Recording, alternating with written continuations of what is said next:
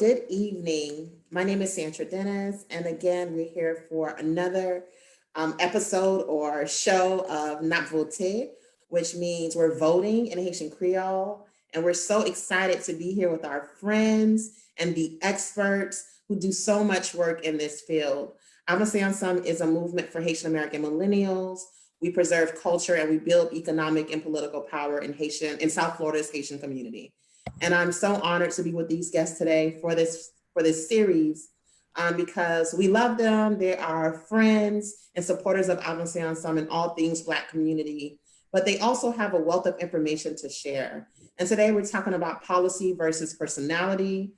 There are so many things people take into consideration when they're trying to choose the candidate of choice for them. We know that early voting starts in Miami-Dade County tomorrow. And so some folks are making their decisions right now if they haven't already through their mail-in ballots. So we're gonna have a frank conversation about how folks choose candidates, and then we'll go from there with all of our amazing candidates. I'm gonna start with introductions. I'll start with Amber Vaughn, who's here with us, if she can introduce herself, and then we'll go around to everyone else. Good evening, everyone. Thank you so much, Sandra and Avancé Ensemble, for this awesome opportunity. Miss you in person, in real life. My name is Amber Vaughn, and I am president of Broward Young Black Progressives. We are a millennial organization that believes in bringing politics to the people. I also am serving as campaign manager for Jasmine for Florida. So if you live in District 95, please do check her out. So again, thank you to Avancé Ensemble for this awesome opportunity. Absolutely. Next, we'll go to Lindsay Pollard. Hi, everybody. I am Lindsay. As Sandra said, I am a fundraising consultant here in South Florida. I'm also working with candidates such as Jasmine Rogers Shaw, Chevron Jones, Harold Pryor, who's running for state attorney, and our own Nancy Mater, who is running for Coral Springs City Commission. That is a November race, so be on the lookout for her later on in the year in that. Thank you, Lindsay. We're gonna go to Philip. Philip, can you introduce yourself? Philip Jerez, tell us all about yourself. Absolutely, and thank you so much, Sandra and Avancé Ensemble for the work that you all do. We all know with elections coming around, this information is critical. And I could not be more proud than to be with this group right here today. We've been through many challenges together and many fights, and it's a privilege to have this conversation with everyone here tonight.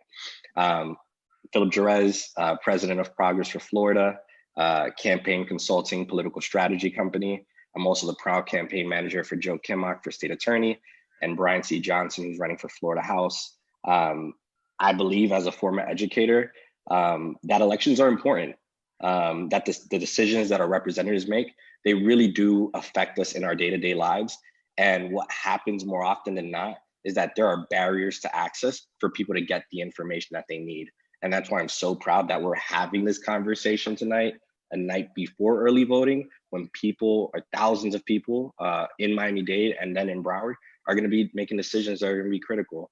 So I'm excited for this conversation. And looking forward to the dialogue. Thank you. Absolutely. And then we're going to go to David Metellus, who I've known forever now. David, introduce yourself, tell us about you and all the amazing things that you do.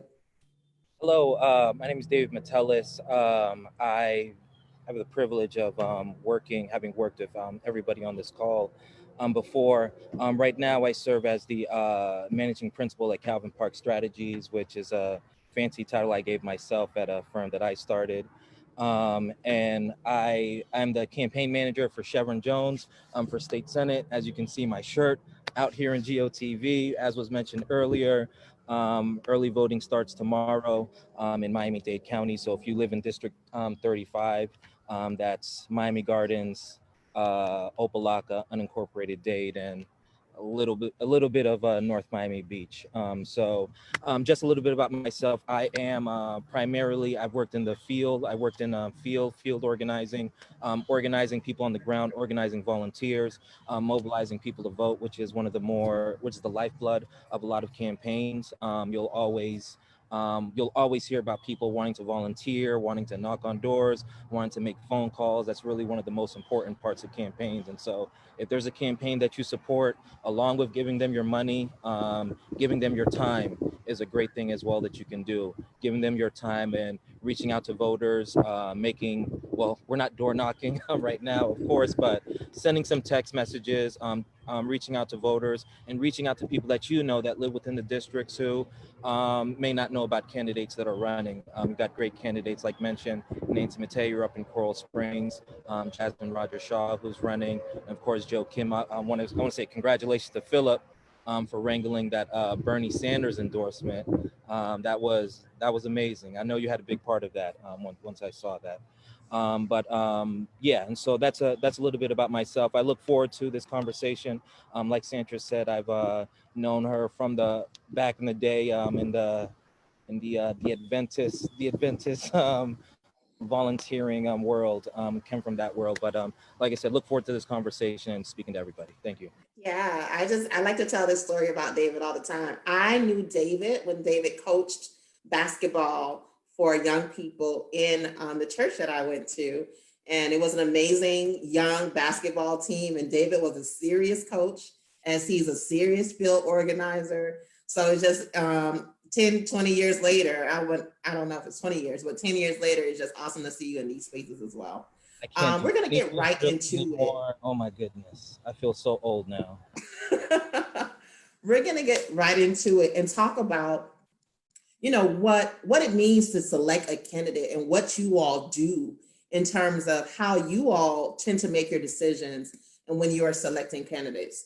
So when researching candidates, where do you start? And I'm going to pose that question starting with Amber. Where do you start when you're researching candidates? I think where I start with researching candidates is looking into their background. Whatever it is that they say that they were in, I look to see if these are new developments. And I also reach out to the people who live in those communities and I ask them, have you heard of this person before? Have you seen this person in your community? Is this person active?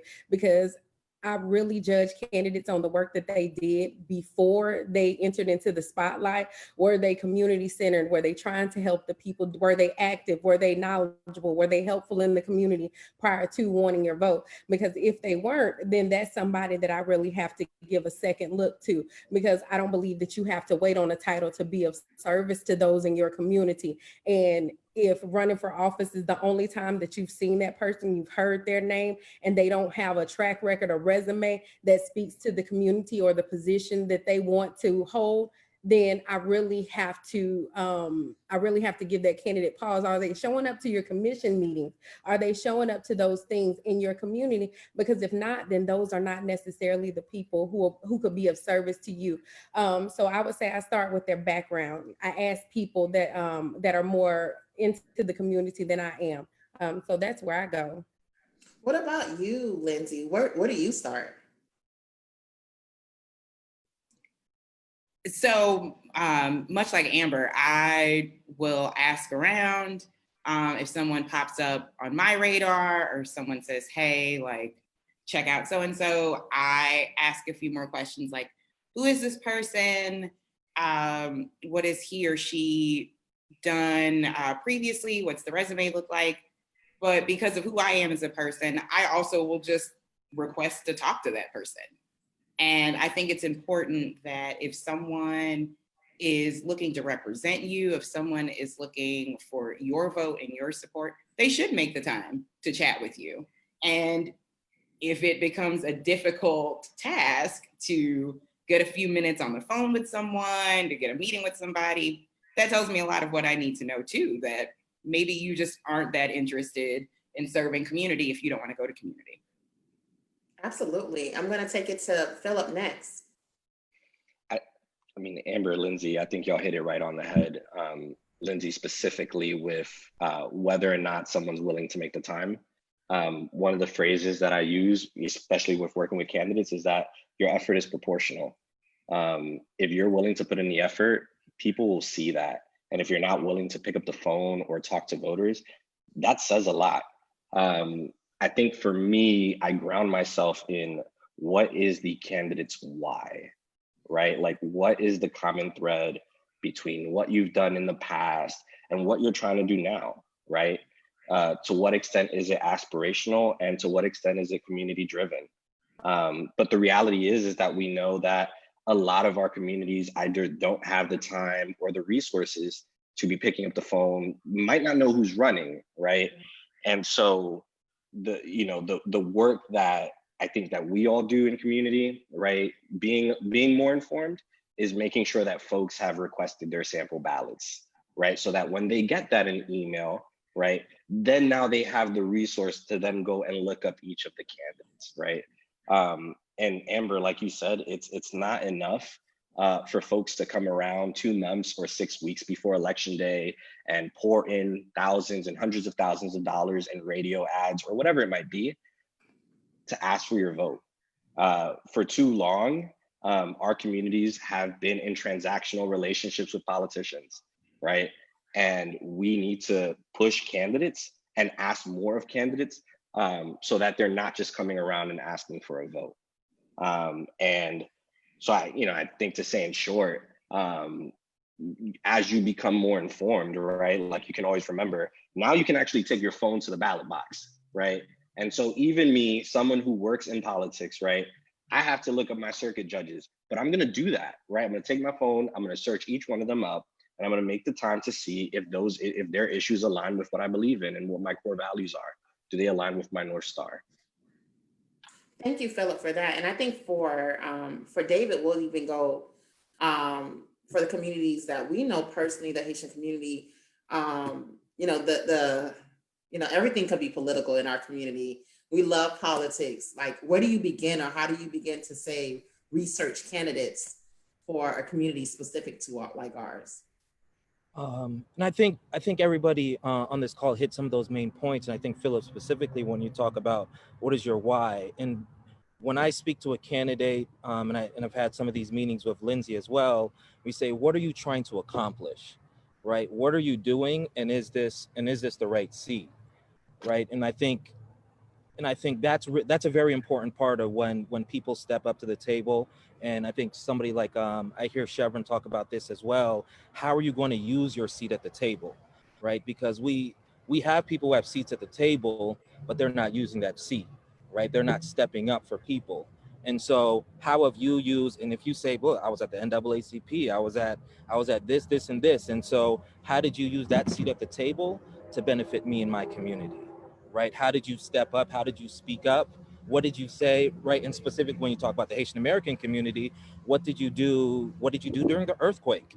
Right? You said you had some position of leadership. Did you speak up? Did you guys put out a statement? Did you guys give some money? Did you fly over there? Right? I was at Supporter Housing, my Supporter Housing mom in 2014. Once I told her I was Haitian, she was quick to show me. She was a nurse. She was quick to show me, hey, this is what I went to Haiti, and I was there during the earthquake. I was helping out. Receipts. She had receipts. These are some of my souvenirs. And so she wasn't just talking, right? And so she actually stepped up, and she stepped up to the plate when she had an opportunity to help, and she actually did it. And so when you're researching candidates specifically for, who want the vote of the Haitian American community, how did you benefit us? How did when you had a seat at the table, how did you help us? How did you bring resources? How did you uplift the community with you're looking for their vote now? And I think that applies to all communities across South Florida as well. We should do the same thing. Absolutely. I think David mentioned GOTV, and I always want to break down acronyms because we don't take it for granted that some folks who might be watching this may not necessarily be in our organizations, in our space. So GOTV is Get Out the Vote, which happens, I believe, as soon as early voting starts, or maybe before then. The period of time to really body folks out. Theories, but I count GOTV. Once the first ballots drop, that's GOTV. Right. Some people count it as the last 4 days, but to me, GOTV is once ballots drop and people are actually voting. But it's usually considered the last 4 days, last 5 days of an election. Thank you for that, David. And that brings me to the point. So a lot of us are talking about how you research candidates.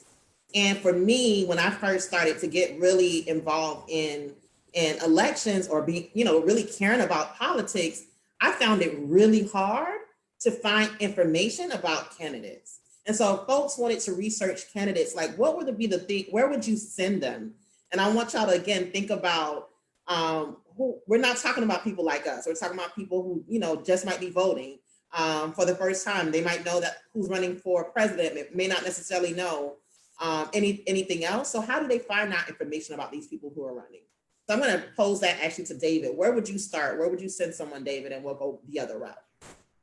Honestly, there are a couple of things. If they're a legislature, if there's somebody who was already elected, right, you can go to the website of what they are. If they're in the legislature, then you can go to the Florida House website.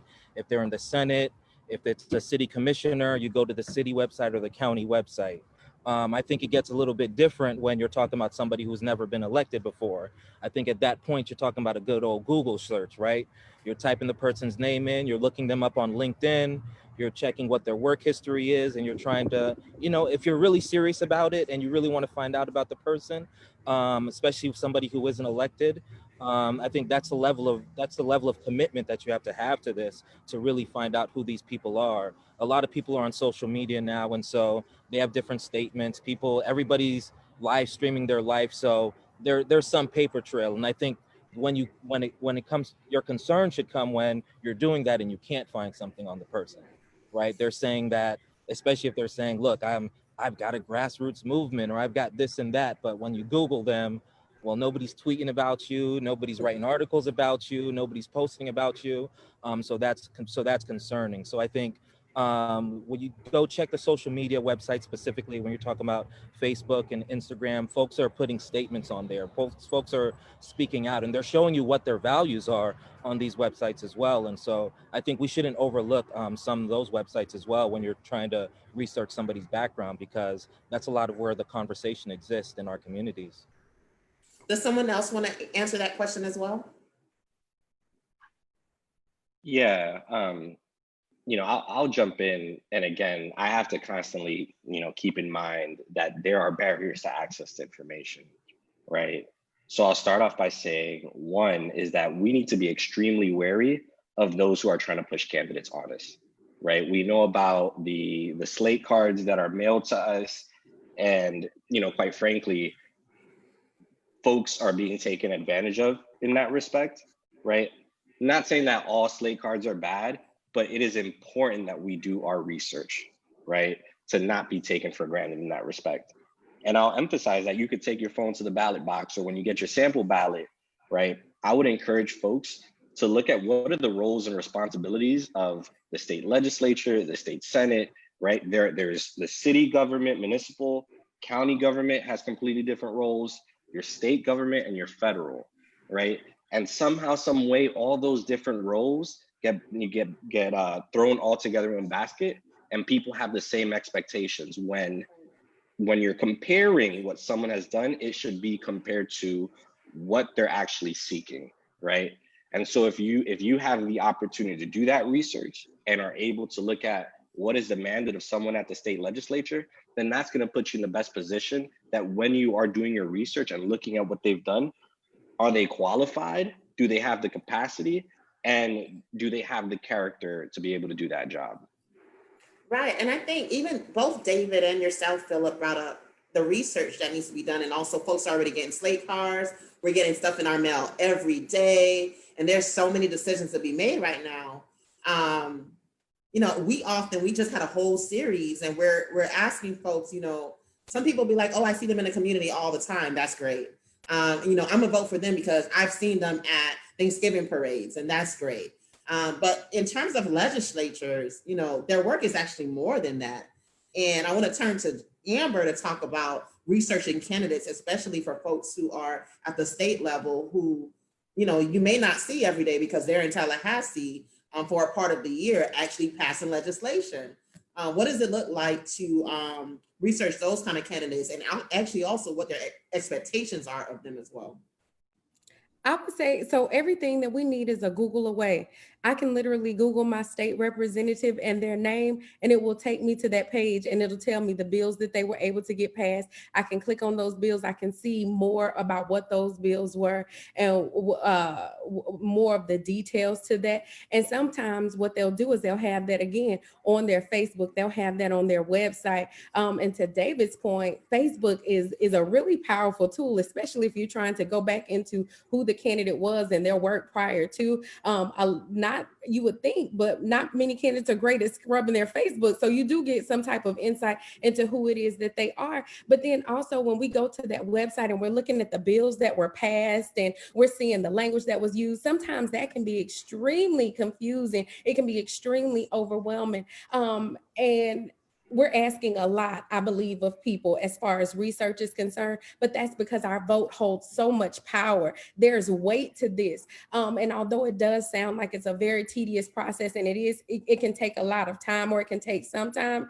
this is because there's so much power in your vote and you don't just want to throw it out there just casually. We want to research these candidates. And now more than ever, it's important that we put people in these seats that truly have the values that align with who it is that we want to see representing our community. People who don't just talk the talk, but people who are living that in the way they legislate, in the way that they communicate with people, in the way that they conduct themselves.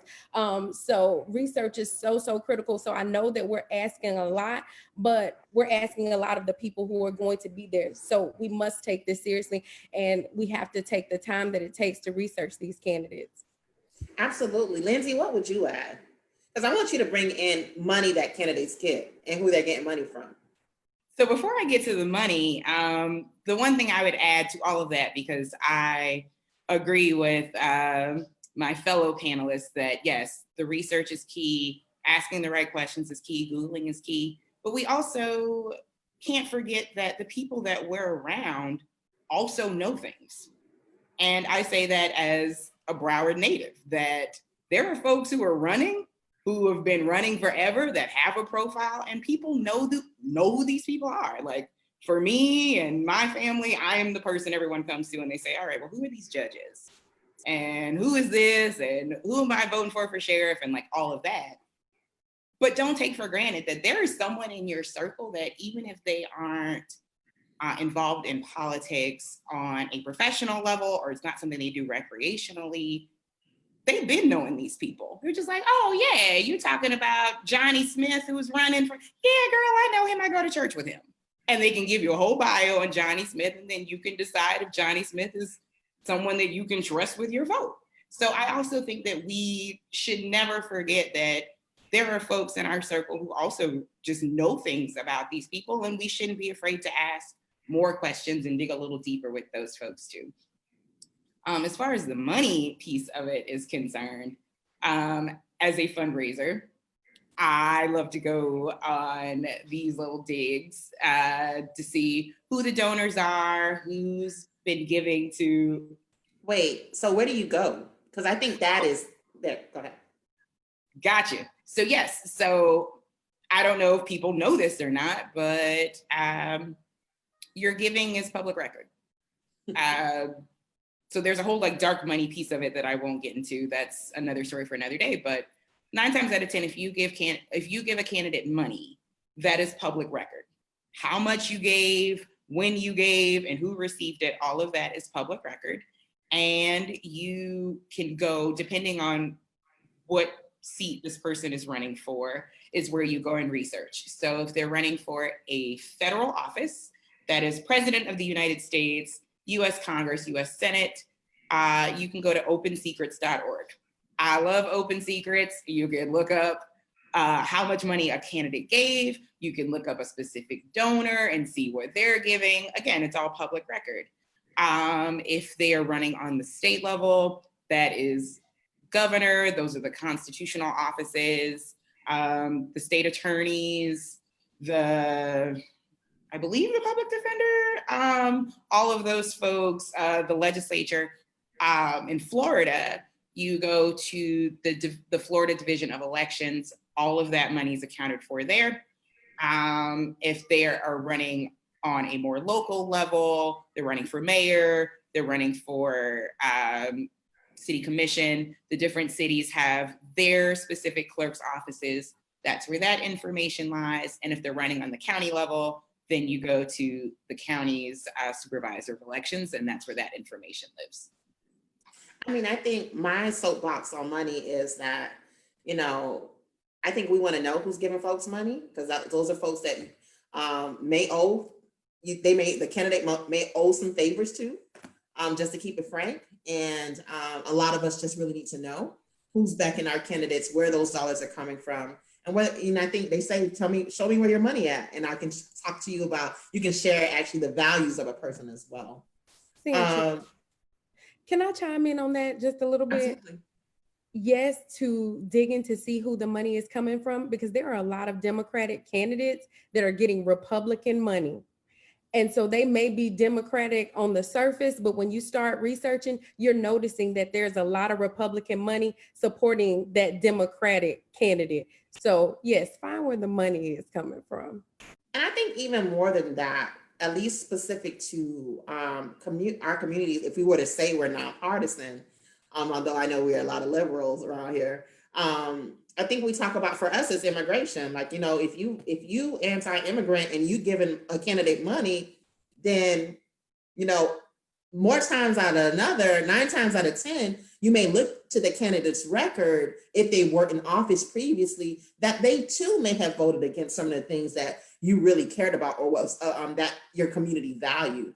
And so I think it's important not only to look at the money part, but also to go back and look into how they voted, and to what everyone said in terms of, what their community involvement has been, what they've said publicly, where they've been publicly, who their friends are, who their entourage is. That can really say a lot about somebody. I think I saw a hand here. No? Go ahead, Philip. I was going to say, just to piggyback off of what you were just saying, right? There are candidates who say there are for X, Y, or Z, but then they're taking money from the bail industry, right? Or they're taking money from private prisons. And I just, those two examples to talk about institutions that are actively working against our communities, right? And we should, and again, right, like the research is, there's the barrier and there's getting to the research. But once we get our communities to be empowered to do that, right, like then they can start making the connections between, this is what I really care about, right? And this is what that candidate supports. And that's where the decision-making process starts. Lindsay. So yes, I absolutely agree with Philip, but I wouldn't be a fundraiser if I didn't make an appeal for you to give. And I say this to candidates all the time, that you have to have your personal standards, what you will and won't accept. But if you have people coming to you telling you, oh, don't take money from this group, don't take money from that group, and they aren't giving you access to other money so you can avoid that money, you now have to make that decision for yourself. You have to drown out that noise for a little bit, because someone giving you $5 and then finding another person to give you $5 and then finding another person to give you $5, all of a sudden inside 2 minutes, you have $15. Like, that money's gonna add up quick. So I appeal to you. It doesn't have to be a lot. It can be whatever you can spare. If there is a candidate that you truly believe in, someone that you truly believes deserves to be in office, deserves to be representing you and is aligned with your values, you need to help that person win. You need to give that person some money. You need to give that person some time. You need to help get that person across the finish line, because your one vote is important, but your one vote alone won't do it. You need a whole lot of other one votes so that your one vote is now powerful. David, thank you, Lindsay and Philip before that. Yes, I was just saying, when you get to this level, you have to add context to everything that you're seeing, because you can easily see one side of the picture, like Lindsay was saying, but you don't necessarily get the full picture. If you just go through somebody's donation records and you don't necessarily evaluate how they're voting and really apply the full context and the full nuance to what it is that you're looking at, then you can very much get lost in the weeds about what it is. And so if we're talking about a responsible voter or an informed voter who is digging this much into the information, then let's make sure that folks are looking at the full picture and not just one side of the picture, because it doesn't always tell the full story. And I want to go there, like, and this might be a little bit off script, but you know, we like to say this every year that everything's on the ballot, and so this year even more. I'm excited about elections, but I also am very weary because we have a lot of municipalities, a lot of the cities, counties, state, that these decisions, these folks who we're voting for will make decisions on where the budget cuts will happen. There will be cuts. Florida has lost millions, if not billions of dollars because of our tourism industry is down. No cruises going out, people not flying in, hotels, restaurants, everything, there will be cuts across the board. And when the cuts have to be made, who do you want making those decisions? Because at the end of the day, it's us we're the ones impacted.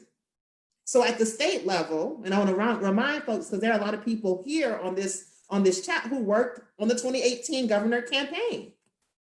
Right now, you know, we're making the governor made a decision around trying to open back up schools following, you know, the president, and he makes that decision. Or, you know, South Florida is like, I don't know what you're talking about. But again, who do we want to make these decisions when there's so much going on right now, and especially around COVID?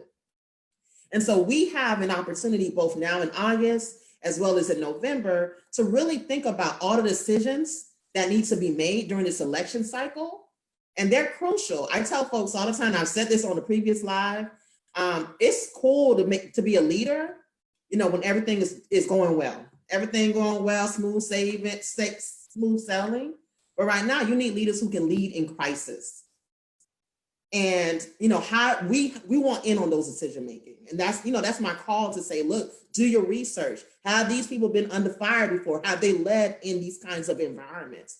These are the people who we need. When the decision comes between people and corporations, do they choose people? Right? And so these are the decisions that will be made in the next months to come. That's my soapbox. Anyone want to add to that? I see Amber burning over there. Go ahead, Amber. No, but you hit the nail on the head. And that's for me how I've judged people this election cycle, the candidates. How have they shown up during this time right now? What were they saying? Who were they trying to reach? What were they doing to connect with the communities? Was it business as usual for them? Were they just trying to campaign? Like, so you packaged that perfectly. Absolutely. And have they shown up for Black people? Let's just be real. Have you shown up for Black people?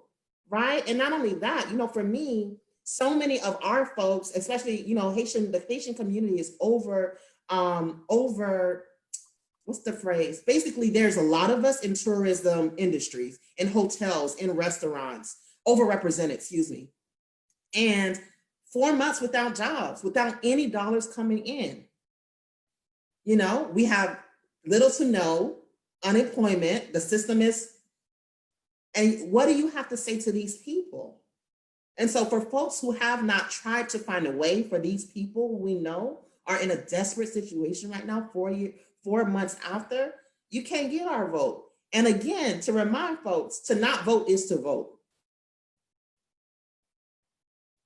Okay, that's my soapbox. I'm gonna bring it back to the panel. Nancy, I know you wanted to cue me. So Nancy, come in with some questions on the chat. I know there are some folks who are watching us as well.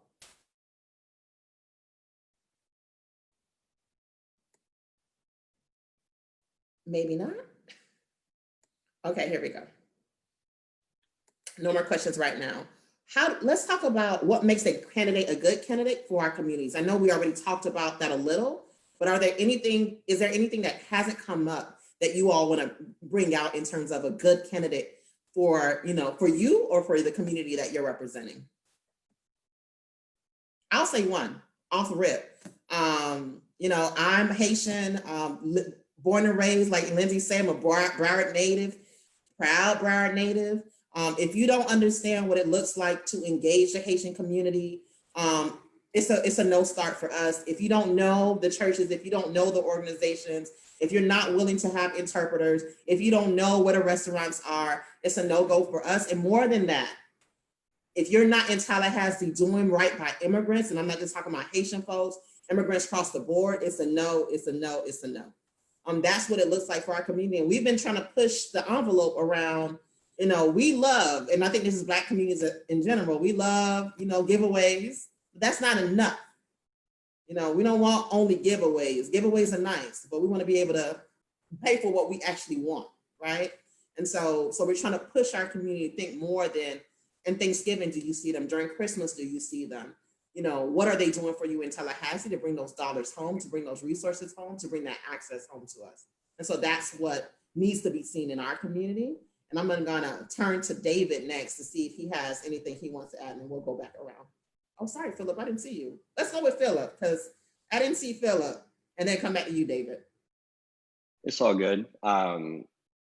Very simply put, like, I look for message consistency, right? Like, I am weary of when a candidate is willing to say one thing in one room and change the script when they're in another room, because that tells me that you are just out here looking for votes, right? Even if you're saying what I want to hear in that moment, if you are willing to diverge your message in a completely different room, that tells me that you're not true to your message, right?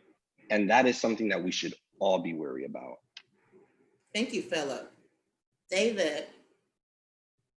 I think I echo that.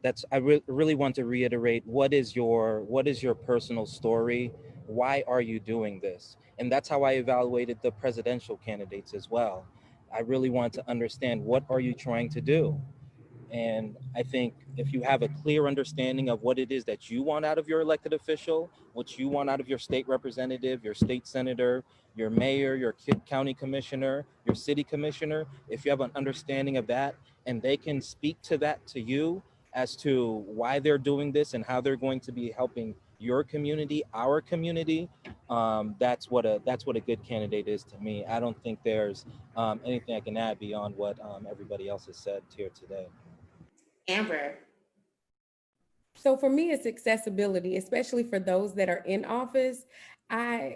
So once these people get in Come office, on, Amber. Come on. Once these people get in office, know that they work for us. And my mom, growing up, she had no problem calling the county commissioner, writing the senator for whatever it is that she needed. And not surprisingly, they responded. They followed up. We now have a speed bump in my neighborhood because of my mom's letters and what it is that she was able to do. Do they return your phone calls? Are they hard to reach? When you put them to work and you call them, you email them, are they responsive? Are they accessible? Are they getting your request through? Thank you for that, Amber. There are folks who you can call them and they'll call you tomorrow. And there are people you can call for a year and never get a response. Lindsay, did you want to add on? Because I want to give you a chance to. I know that you all have heard me on this panel say this more than once, and I just want to share with everyone else. My question is always, who's asking for you? Like, who's asking for this? Like, who asked you to run? Who wants it? Because if the community is calling for you, that says a lot to me about you being a good candidate. Like, if you are running for you and no one has tapped you to do this, no one's had that conversation, you would be a good representative of your neighborhood. You'd be a good representative for your city. You'd be a good representative for your state. If no one has come to you and said that, pause for a second. Just take a beat before you think about running, because if you are going to claim to be a candidate for the people, then the people should choose you. And if you already have a groundswell of support from the people are asking for this, that tells me right there that we are off to a good start. You may not be a perfect candidate, but you're at least going to be a good one. Yeah, and I would add to that, Lindsay, I think there are folks who run for different reasons, and some will be honest, but I think there's never been folks who've said, I'm running for power, but it's real. There are folks who run to be a public servant, and there are others who run for power. And the folks who run for power, you know the folks by their fruits. And so I want to remind people that, people love power, and to be an elected official comes with some power. And we got to be mindful that, power, to some limit, I think all of us want to be a little bit powerful, have a little bit power, but power with nothing, power without serving your community. These are the things that we're weary about, and we should be very concerned when no one has asked for you, when people don't know you in your community, when you don't have a track record of being involved in anything. We got to ask ourselves, are you just running for power? When you are unethical, we got to ask ourselves, are you just running for power? So those are the things I want to add. I think Nancy just, there's great engagement on the chat. Check the chat out if you all have not. Let's turn to, so there's this thing about, is COVID, are y'all feeling good about August 18th? What are we thinking in terms of voter engagement? How do we get people out to vote? Yeah, I'm going to pose that to, let's start with Lindsay. What are y'all feeling? How are your candidates feeling? So we're all family here, so I'm going to keep it real. I haven't seen my hairdresser since March. I miss her. Sophia, if you're watching, I love you. I'm a cash app you. I am terrified about COVID. I'm absolutely terrified. Florida became a hotspot out of nowhere. And then we exceeded New York in cases out of nowhere. So I know with the candidates that I'm working with specifically that I mentioned, all of them have a plan for vote by mail. They want you to request a ballot today. If you have not requested your vote by mail ballot, do it today before the deadline. Turn it back in person, because you keep hearing about the mail slowing down and that conspiracy theory. I don't believe it is a conspiracy theory. I think there are things that are being done behind the scenes that will slow down the US mail. So turn your ballot back in at the SOE in person. Do not take any of these things for granted, because if your vote didn't matter, they wouldn't spend so much time trying to steal it from you. Thank you, Lindsay. Every time people talk about slowing down mail, pushing elections back, I'm like, I've heard about stuff like this in dictator countries, and like countries that we really invade, because we say they're not living up to their democracy. And so all of this stuff really concerns me. What are you sensing, Philip? So this is always a tough one, right? And as Lindsay said, the best thing that we can do is tell people to be active and be early. What is, I don't want to say what makes me more confident, but what makes me feel a little better is that we are seeing record number of vote by mail ballots being requested. That means people are paying attention, right? That means people are concerned. And I tell you, when it was March, I was like, maybe by July we could start knocking on doors and things would get better. Now we're riding all the way out through with this, right? But the fact of the matter is that every single campaign and every single candidate is dealing with that same situation. And what I could not underscore enough is that there's not going to be a single candidate who is going to be our savior. There's not going to be a single campaign that's going to be our savior. And in order for us to get the results that we want in August and in November, this election, again, it's not going to be required by campaign. It's going to be required by us. We are going to win the elections that we want for us. So that means that we need to be active about talking to the people in our community, canvassing the people in our community, making the phone calls to the people in our community, because it will be us who are going to save ourselves, right? This election is different from any other, and it could not have higher stakes. Right. And so that means that we all, right, from one, again, I want to shout you out for putting this together, because this is how we start, right? And so then the conversation becomes, what do we do after this Zoom event, right? I live in a complex with 30 buildings and maybe like 3,000 or 4,000 people. I am committed to putting up door hangers, knocking on doors, making phone calls, because that's the work that's required, and it's required of all of us. I'm already spamming my friends because they don't put me on outvote. I'm texting people, Are you pledging to vote? So by any means necessary, and it never fails. I know you all get it too. Every election day, folks are asking us for our slate because they've seen us do this work. And so more than that, like how many more folks can we reach if we're doing what Philip is asking us to do? I'm saying all the churches. I know the saints be like, oh, our home is in heaven, honey. Our home is here. And it looks like it's not doing well right now. We need all the saints to get their prayer on, but also make sure that there's justice for us here. And that means also candidates because we live under these laws. Amber, what would you add in terms of engagement, how folks are feeling? How do we make sure we get people out in August, in the next, 2-3 weeks right now? So I believe it's doing exactly what everyone else has said, but also what you said, because I'm doing that exact same thing. I'm having conversations with people, especially my people that I know they don't really do politics and they're not, we need to be talking to those people because the stakes are so high. We need every vote. We need every voice to be heard. We need every vote to be counted. We do need people to turn in those vote by mail ballots. And it is encouraging for me being on this side of it to see how many people have requested ballots. And like Philip said, people are paying attention. And because people are paying attention, I believe that in itself is encouraging. But I also want us to have these conversations.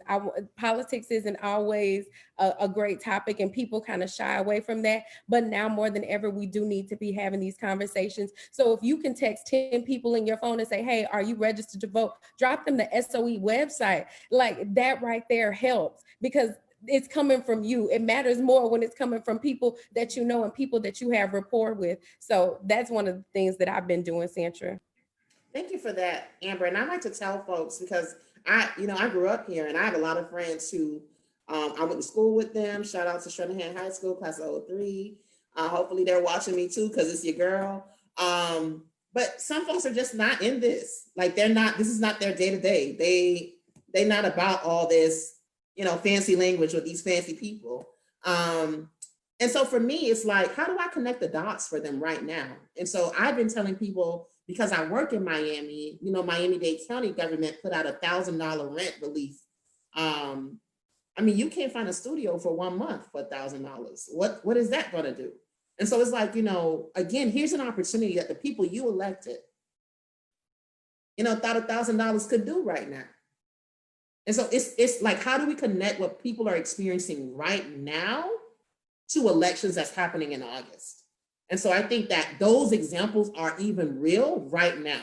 Like unemployment still don't work. Don't you want some people in the state who can get it fixed? Because imagine if we had to get a website fixed for our job and we didn't get it fixed 4 months later, we would be fired day one. And so like these are I think again, are the opportunities for us to connect what you're experiencing right now to politics and elections, because sometimes folks can't connect the dots. Lindsay, go ahead.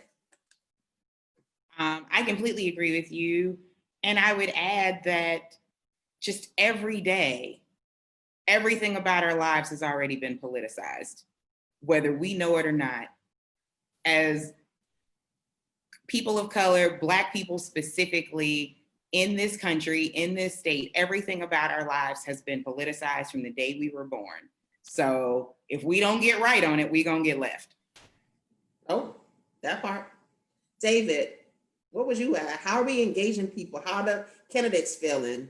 Like Philip said, this is new for everybody. And I kind of feel like my spidey senses are telling me maybe they don't want to get Florida together so that people won't turn out to vote. But, yeah, go ahead, David. Look, I think this is a completely different time that we've been trying to get people out to vote. Vote by mail has been a very important thing.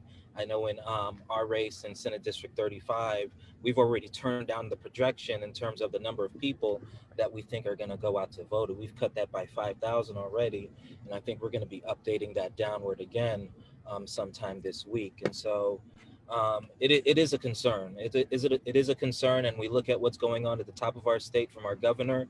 We don't really see any clear direction, and when we go even further up to the president, we don't see clear direction on what our plan is for November as well. And so it really is going to be incumbent on all of us. I think when you look at when you look at Congress, they often call the Black Caucus the conscience of the Congress.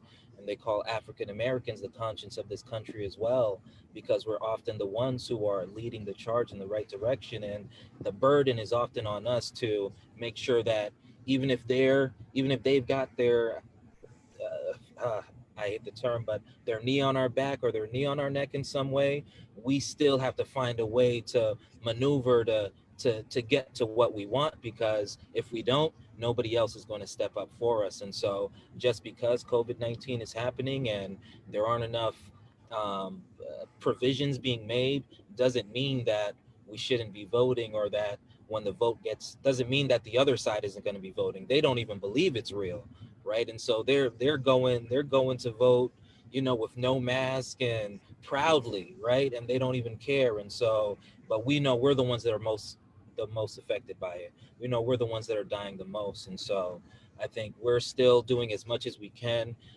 We've been trying to, especially from Chev's side, we've been setting up community testing centers to make sure people are able to get tested, distributing food, different things of that nature to really tell people, look, we've got your back, right? You're not in this alone, right? We're fighting to make sure that we're extending this moratorium on evictions. We're fighting for different things all the time. And we're just really going out and making sure we're communicating to people that we've got their back.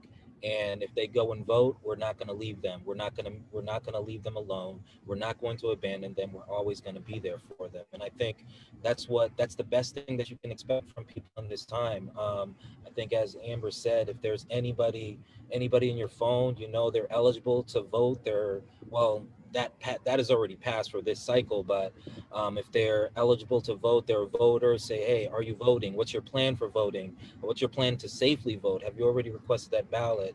And do you know where to drop it off in a safe manner? Because if we don't vote, the other side will. And as Rep. Jones like to say, if you're not at the table, you're on the menu. And that's what's going to happen if we let this thing continue to stop us from doing what we need to do. There's a question in the chat. It says, during these times of heightened attention to social justice, how do we know which candidates are really for the movement and not just the moment? And I want to also say that in a lot of spaces, there have been people who have talked about this actually just being a moment. Like, oh, they'll calm down at some point. Oh, those kinds of things have been said. So how do you, how are you all making those judgment calls in terms of, who do you know are truly with the people? And point of privilege, I'll start. People who with the people, you've already known they with the people. Like, it's not right now that you're like, oh, who is this person? Really, Black Lives Matter to you? No, you've always known Black Lives Matter to them. And they've always shown it. They've always, made sure that we're there. They're opening doors for us. They're hiring us. They're, and I want to say, you all are working on on campaigns. They hired you all. Because why? Because Black Lives Matters to them. And that money in your pockets, not that y'all do it for money, but this is y'all job, your livelihood, to do work like this. And for us, I think that says a lot to me, to trust you all, because we know that doesn't often happen, even in a diverse community like South Florida. But I would also say that they hire folks, they listen to people, you see them in your communities. This is not the first time you've seen them with Black people. So that's how I know if folks are really with the movement. Listen, if you haven't been with us, and I tell people, especially in my Haitian spaces, I'm like, listen, Casa Champette right there in Pembroke Pines. And that's like one of the ones, if you don't know Casa Champette, I'm looking at you real side eyes, because that's the one. If you've been invited, that's the one. And that's how I know you with our people or not. If you haven't been to, what's the barbecue joint in Fort Lauderdale? There's a Betty's in Fort Lauderdale. Tom Jenkins, owned by a Tom Jenkins, FAMU, exactly. Owned by a rattler.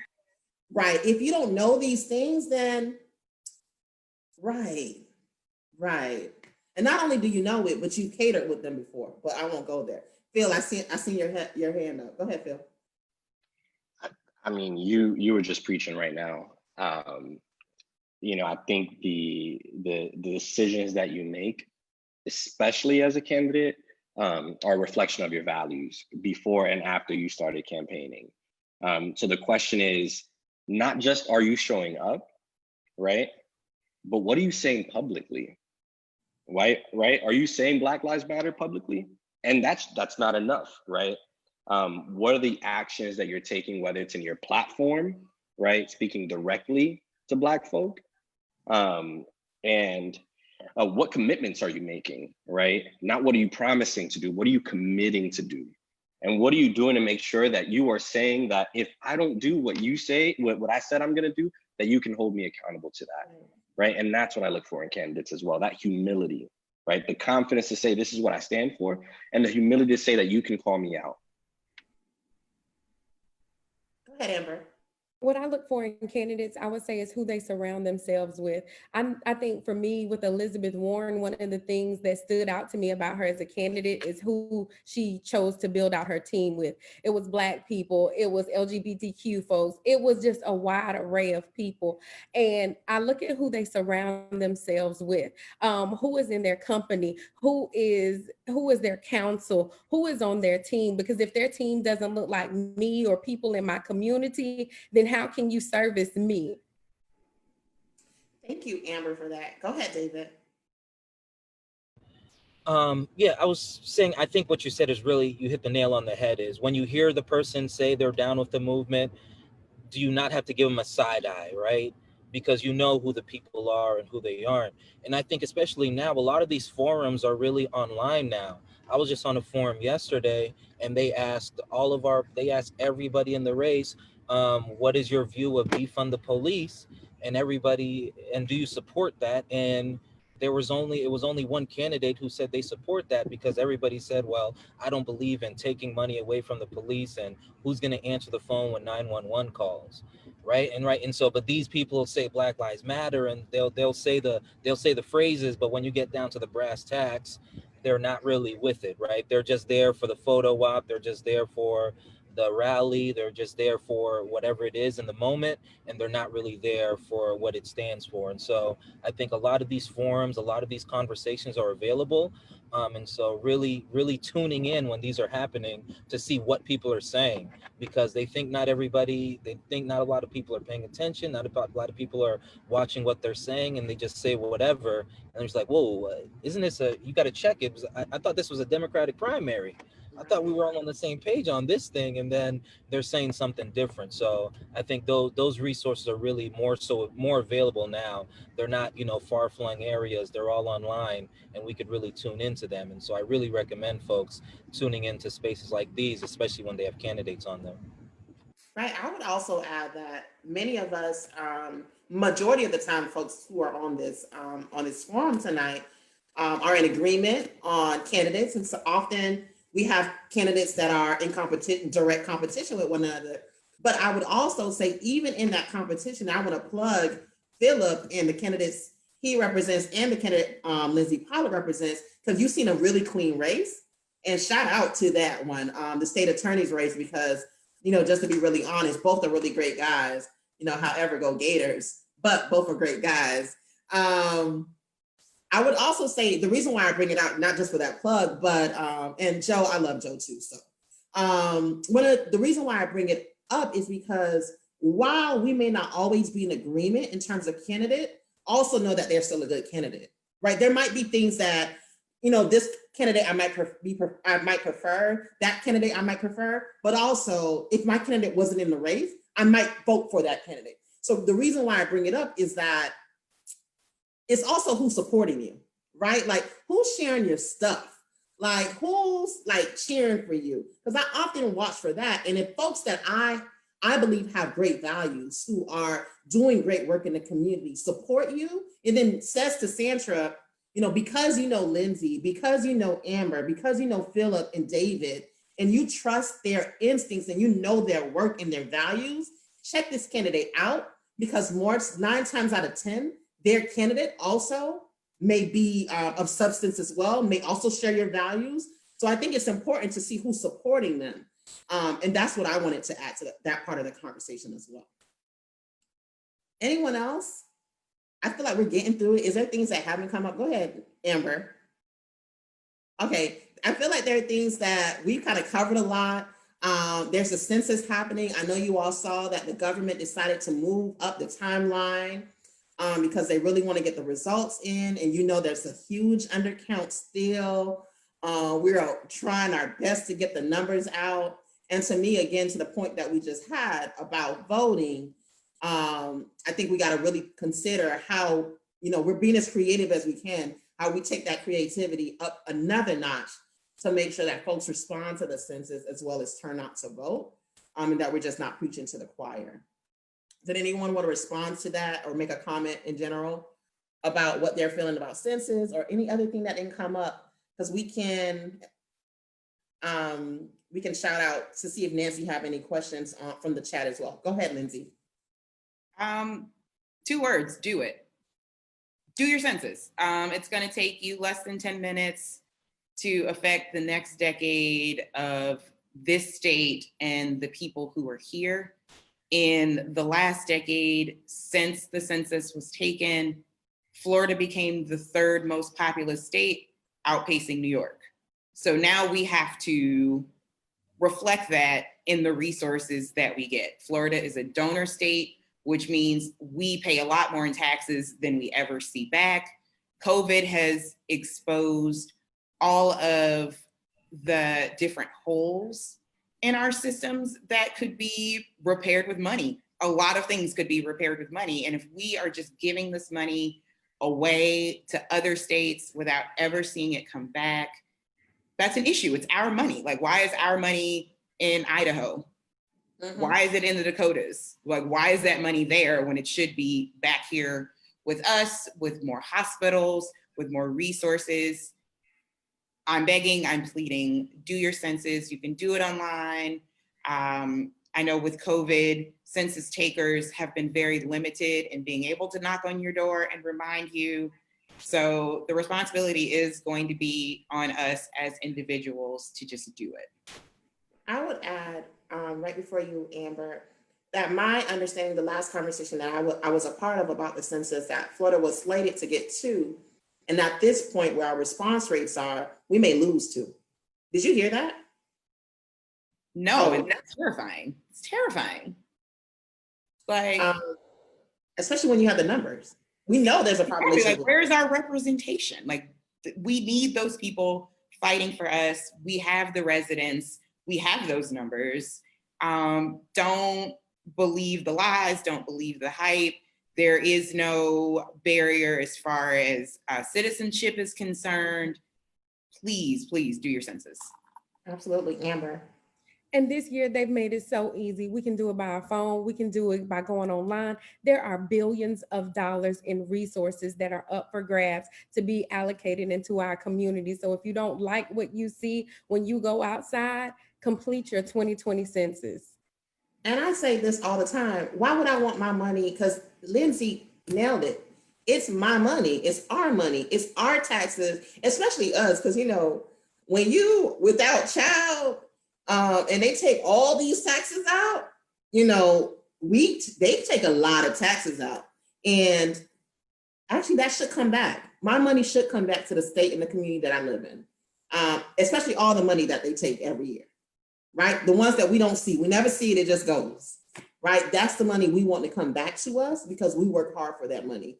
And I don't know what else to say. We know we've been doing a lot of work. We've done ads, we've gotten on doors, we're calling people. People are very fearful. Trump tried to roll it back again and talk about what would happen when undocumented folks fill out the census, although the Supreme Court said it's just lawlessness, y'all. He just thinks he could do whatever he want to do. But that's not what we're here for. We want to make sure that folks are engaged. Was there another hand? All right, I'm not going to keep y'all too long. Are there any questions or comments that you all want to say that we didn't cover? We talked about a lot.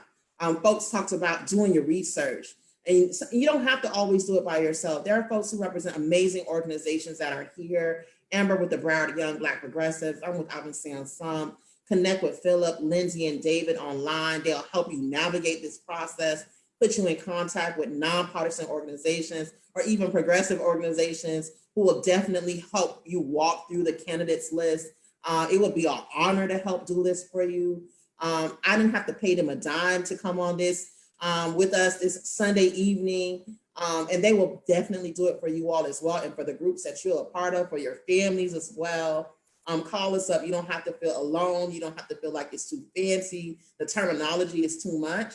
We'll help you figure out their history, if they have been elected before, who've donated to their campaigns, who's supporting them. You know, we will walk you through that process to make sure that you are voter ready, ballot ready, and that we're making informed decisions at the ballot box on August 18th. And again, in this time of COVID, we know that we need to go ahead and get these ballots in there.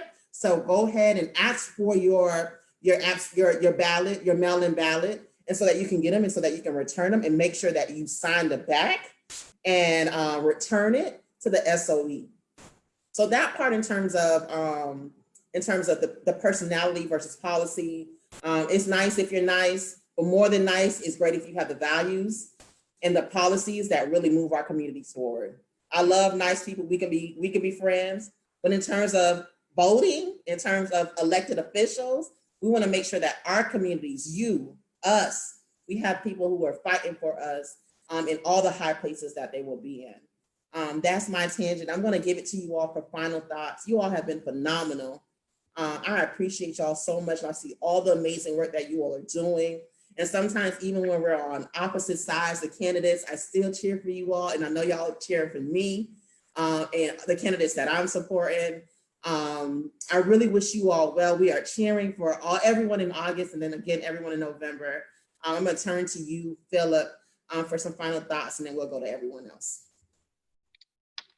I just want to thank you for putting this together, for being consistent about this series. The most important thing that we could be doing right now is building community power, and that's exactly what this space is providing. I also acknowledge that it's a point of privilege that we are privileged to actually be able to have this conversation. And you know, I'll share that I started off as a high school teacher, never was really into politics, although I paid attention to the news. And it was because somebody pulled me into a meeting, right, that I started going to other meetings and learning more about what these different representatives did. And that's how I got the bug, right?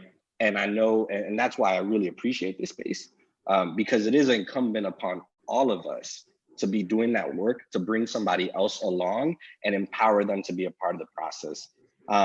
And just, you know, very holistically on this whole conversation about how we choose candidates, right, that are aligned with our North Star. You know, I would be remiss, right, if I didn't do my own plug for my folks, and say that I'm proud to work for folks like Joe Kimmock and Brian Johnson, who were very unapologetic in public in being able to say, I'm not seeking the endorsement from police unions, and I'm not taking cash from cops, right? And so when we talk about in this moment, who are the folks who are giving lip service, and who are the folks who are committed to standing by our values each and every single day? And so, you know, once again, just thank you all. I really appreciate you. I look forward to continuing to work with you all, and I look forward to building community power. Thank you so much, Philip. Lindsay, we're going to go to you. Yes, Sandra, thank you. Thank you, Nancy, for this invitation. I want to say the work that you all do for your community and for South Florida as a whole is unmatched. And we are better for all of you, welcoming all of us into this space, allowing us to learn from you and not only become better stewards of these campaigns, but making our candidates better stewards of their own campaigns. So we appreciate you. Thank you so much. I'm gonna borrow a page out of my brother Philip's book. I'm gonna plug my people too, because I'm very proud in this moment to be working with Black candidates. So Nancy Mater is someone who has a resume for always fighting for environmental justice. Chevron Jones has a resume for always fighting for education equity. Jasmine Rogers Shaw was born of the movement. She was born of activism. She's always been in the fight. And Harold Pryor was tearing down racist statues before everybody else was doing it. He was doing it in 2017, and y'all are doing it in 2020. So I am proud of the candidates that I am working with. Go to nancymater.com, go to jasmineforflorida.com, go to chevronjones.com, and go to haroldpryor.com. Thank you so much, Lindsay. And we're gonna go to you, David, and we're gonna close with Amber. I'm sure. Thank you again for having me here. Thank you, Nancy, for the invitation. This is a esteemed group of folks that I've had the privilege of working with for the past couple of years to build political power in South Florida, and I think we're well on our way to doing it. I think what I wanted to leave with is, and I think I said this when we had a panel, I think right after 2018 in Coral Springs. Yes. And I spoke about this. It's really, don't be intimidated by your elected officials, right? Because they're teachers, they're activists, they're doctors, they're lawyers, they're people that you interact with every day, right? The only difference is that they just have some title before their name, right? They're regular people like all of us. And so don't feel like you can't engage with them. You can't ask them questions. You can't show up to meetings and ask them questions, and ask them frank questions, and make sure that they answer those questions. And because I remember when I first started in this, I don't know, I think it was 2014 when I first wanted to come back down to Florida and really get engaged and figuring out what was going on. And actually Chevron Jones was one of the first people that I reached out to. I was like, this is somebody that I relate to. And it's like, oh my goodness, he's an elected official. I sent him a message on LinkedIn, and then he responded. And I was so excited that, oh my goodness, I'm getting engagement from an elected official. And now I can't get him to stop calling my phone. But now we're well on our way to winning a Senate seat and electing the first openly LGBTQ state senator, African American state senator in Florida history. And then a couple years down the line, we want to make some more history when we flip the Florida House and really start making some things happen in this state. And so don't be intimidated by this process. Don't be afraid to engage in a real way, because if you do it, really great things can happen. And I think this conversation is proof of it for all of us. So thank you again for the invitation. Thank you so much, David. Amber. Thank you, Sandra. Thank you, Nancy. And thank you so much, Avance Ensemble. Philip nailed it. Consistency. Thank you so much, Sandra, for just being so consistent in the community with everything that you all have done with Avance Ensemble, and just making sure that with the census, with voting, everything that you all are pushing, that we have more informed decision making. So thank you so much. And thank you for this opportunity to sit on this panel with my sheroes, my heroes, and people that I just sincerely admire for the work that they've done in Broward to build political power and just help elect really amazing people into office. I want to encourage everyone who is watching this live. This is such an important election year. Please, please, please get involved. If you can donate your time, donate your time. If you can donate financially, if you can make a donation, if you can make a contribution, please do so. Campaigns are very expensive. It takes money to get door hangers. It takes money to get mailers. It takes money for radio ads and commercials. Please, however it is that you can support, whatever it is that you can do. These candidates need your help. If you have candidates that you believe in, that you think are amazing, get them elected, help them get into office so they can help shape your community. But then also support organizations like this, Avance Ensemble, support organizations that are really helping to do the work in the community, because it's 2020 right now. We need all hands on deck to fix all of this mess, and it can't be done alone, and it can't be on the shoulders of just Avance Ensemble. So if you're watching this live, I challenge you, if you haven't been involved before, if politics wasn't your thing, I encourage you, because everything is on the ballot. Everything that matters to you in your life, to your children, to your families, to your communities is on the ballot, and you can change that with your vote. So I encourage you to get involved, but then also to get out and vote. I want to say really quickly right before we wrap that we just knew that a lot of folks that would typically be doing this work are working campaigns. And we thought about what Avance Ensemble could bring to the ecosystem while everyone else is really being campaign managers, doing the other work that we're still trying to find out our methodology in doing it. We knew that this was a space that we could really continue to move while our partners and and the folks that were usually in coalition are doing the other work. And so it just dawned on us that we could be doing this work and holding you all down in this process. So this was not only for Avancé Ensemble. The truth of the matter is we got to figure out how to really have another forum specifically in Haitian Creole. Most of it has been to Haitian Americans, but we want to make sure we reach Haitians. But it's been for Black people. It's been for everybody. It's been for our friends. It's been for our generation, because we know, this is my final point, we know that our generation, it's time, right? We're the biggest, us and Gen Z right now. We have the opportunity to change things for this country, for our state, for our county. And we have so many amazing people running for office. And I said this before, and I'll say it again, it's on us if we lose it. And we will pay for it.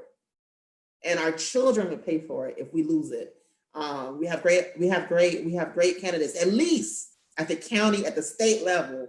We got some good candidates. Make it happen.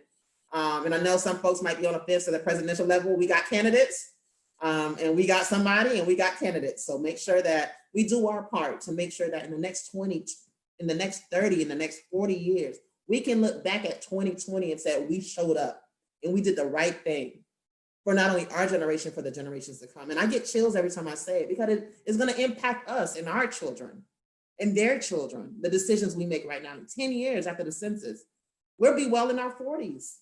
We'll have little ones running around, right? And so these decisions we're making in August, in a few weeks, and in November, they have lasting impact.